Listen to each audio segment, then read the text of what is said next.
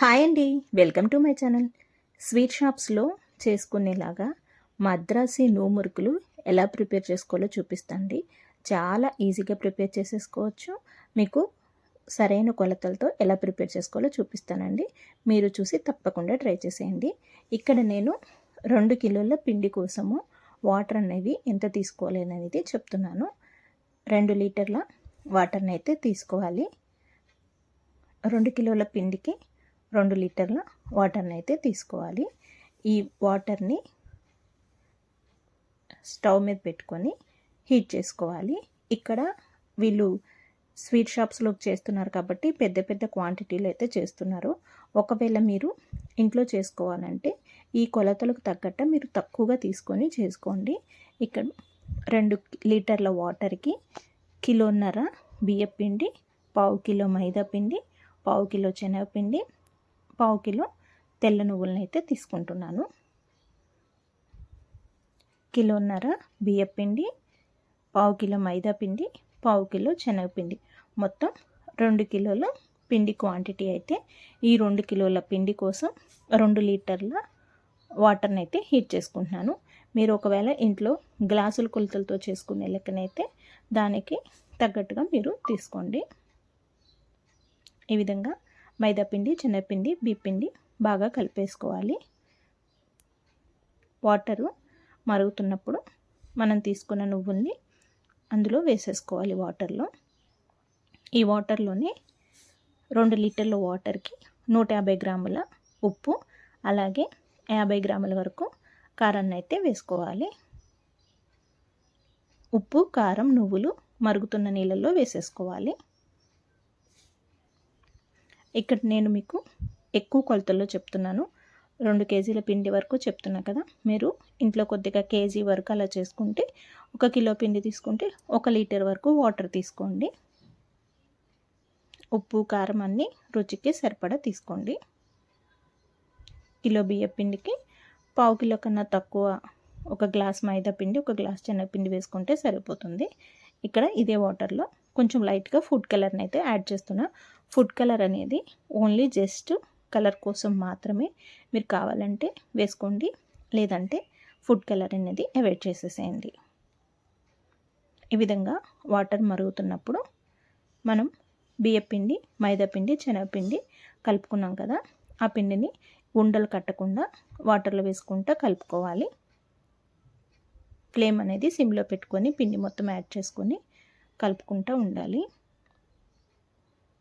పొడి పిండి అనేది లేకుండా మొత్తం ఒక దగ్గరికి కొంచెం మెత్తగా అయ్యే వరకు కలుపుకోవాలి. మీకు బాగా పొడి పొడిగా అనిపిస్తే జస్ట్ లైట్గా చేత్తో ఇట్లాగా వాటర్ని అయితే చిలకరించుకోండి.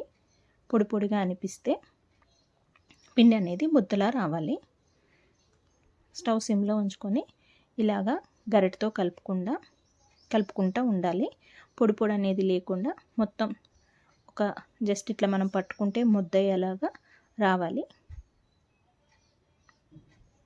ఇక్కడ మీకు చూపిస్తున్నా కదా, అసలు పొడి పిండి అనేది లేకుండా పిండి అనేది మనం చేత్తో పట్టుకుంటే ముద్దలా అవ్వాలి.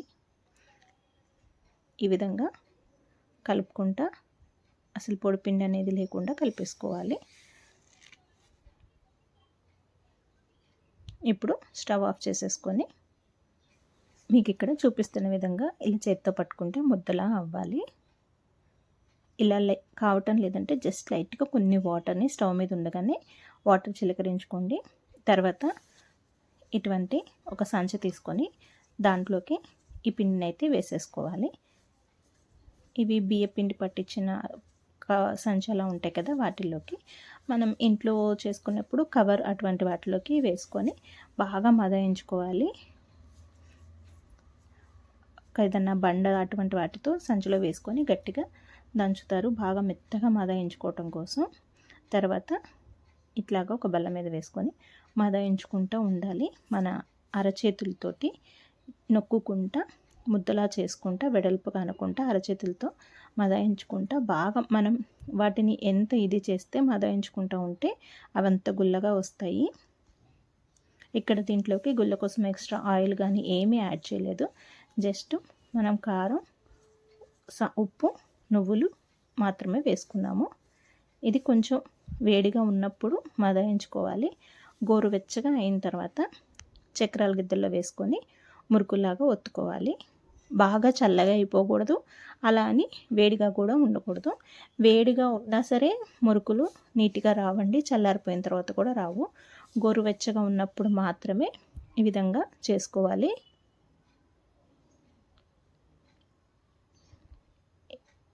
ఇలాగా మనకి మురుకులు గిత్తలు ఉంటాయి కదా, వాటితో ఒత్తుకుంటే ఇట్లా చక్కగా పొడవుగా ఇట్లాగా మురుకులు అయితే రెడీ అయిపోతాయి. మీరు గుర్తుపెట్టుకోండి, పిండి చల్లగా అయిపోకూడదు, అలా అని వేడిగా కూడా ఉండకూడదు. గోరువెచ్చగా ఉండాలి. గోరువెచ్చగా ఉన్నప్పుడే మదాయించుకుంటా కొద్ది కొద్దిగా పిండిని చక్కగా మనకి అరిచేతితో ఇట్లా ఒత్తుకుంటా మదాయించుకుంటా, మనం ఆ పిండిని ఎంత మెత్తగా మదాయించుకుంటామో అంత చక్కగా వస్తాయి ఈ పాములు అనేవి. ఈ విధంగా అన్నీ ఒక్కసారి ఒత్తేసుకొని పక్కా పెట్టుకొని తర్వాత డీప్ ఫ్రై కోసం ఆయిల్ పెట్టుకొని ఆయిల్లో ఫ్రై చేసుకోవాలి. పిండి వేడిగా ఉంటే ముక్కలు ముక్కలు అయిపోతాయి, పొడిగా ఉన్న అస్సలు రావండి. గోరువెచ్చగా ఉన్నప్పుడే చక్కగా చేసుకొని ఆయిల్ హీట్ అయిన తర్వాత ఆయిల్లో వేసుకొని చక్కగా ఫ్రై చేసుకోవాలి. వేసుకున్నప్పుడు ఇట్లా పొడి పొడిగా అనుకుంటే సరిపోతుంది. మనం ఇంట్లో చేసుకునే కారం మురుకులకి మనం ఇట్లా వేడి నీళ్ళల్లో వేసుకోము, జస్ట్ నార్మల్గా కలిపేసుకుంటాము. కానీ దీనికి స్టవ్ మీద ఆ వాటర్ బాయిల్ అవుతున్నప్పుడు పిండి కలుపుకొని పెట్టుకోవాలి. రెండు వైపులా కలుపుకుంటూ చక్కగా గుల్లగా వచ్చే వరకు, కరకరలాడే వరకు ఫ్రై చేసుకోవాలి. మనం చేత్తో పట్టుకుంటే గట్టిగా క్రిస్పీగా విరిగేటట్టు ఉంటే సరిపోతుందండి. టేస్ట్ అయితే చాలా అంటే చాలా బాగుంటాయండి. రెగ్యులర్గా మనం చేసుకునే మురుకుల కన్నా ఈ మద్రాసి మురుకులు చాలా బాగుంటాయి. మంచి కలర్ వచ్చి క్రిస్పీగా ఫ్రై అయిపోయే వరకు ఫ్రై చేసుకొని నూనెలోంచి తీసేసుకోవాలి.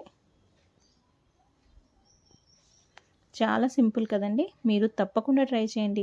ఇంత క్వాంటిటీలో కాకుండా మనం ఇంట్లో చేసుకున్నప్పుడు గ్లాసులు కొలతలు తీసుకొని చక్కగా చేసుకుంటే సరిపోతుంది. పిల్లలకి స్నాక్స్గా మీరు ప్రిపేర్ చేసి పెట్టారంటే చాలా చాలా బాగుంటాయి. మీరు తప్పకుండా ట్రై చేయండి. నా వీడియో కనుక మీకు నచ్చితే please like, share, subscribe my channel. ఇలాంటి మరిన్ని వీడియోల కోసం నా ఛానల్ని తప్పకుండా వాచ్ చేయండి. చూసారుగా మద్రాసి మురుకుల్ని, మీరు కూడా తప్పకుండా ట్రై చేసి కామెంట్ అయితే పెడతారు కదా. Thanks for watching.